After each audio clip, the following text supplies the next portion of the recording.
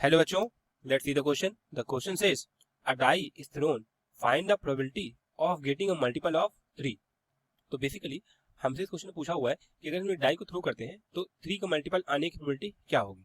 तो यहाँ से सबसे पहले हम समझेंगे कि इस क्वेश्चन के अंदर हम क्या की कंसेप्ट यूज करेंगे. तो बेसिकली इस क्वेश्चन को सॉल्व करने के लिए जो हमारा की कंसेप्ट होगा वो होगा बेसिक नॉलेज ऑफ प्रोबेबिलिटी.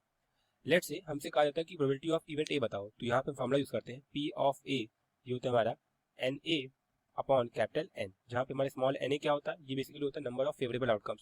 तो यहाँ लिखेंगे हम लोग, ये होता है हमारा नंबर ऑफ फेवरेबल आउटकम्स, ये होगा हमारा नंबर ऑफ फेवरेबल आउटकम्स.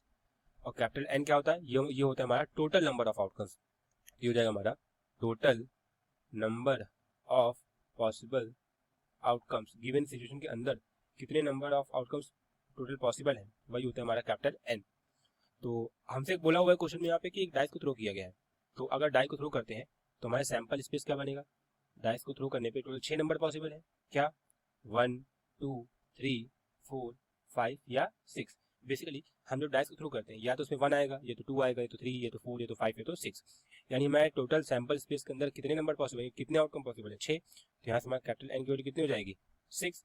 अब हमसे बोला है कि प्रोबेबिलिटी निकालनी है गेटिंग अ मल्टीपल ऑफ 3. तो 3 के मल्टीपल कौन कौन से हो गए. तो यहाँ से देखें तो 3 का मल्टीपल हो गया हमारा 3, दूसरा 6.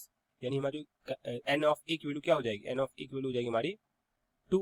अब अगर प्रोबेबिलिटी निकालें तो ये जाएगा therefore probability of getting a multiple of 3. यहाँ पे हमने ए को मान लिया कि वो एक इवेंट है जो क्या है, गेटिंग अ मल्टीपल ऑफ 3.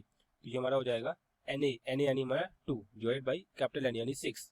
तो डिवाइड करेंगे तो ये जाएगा हमारा 1/3. Therefore, the final answer of this question is 1/3.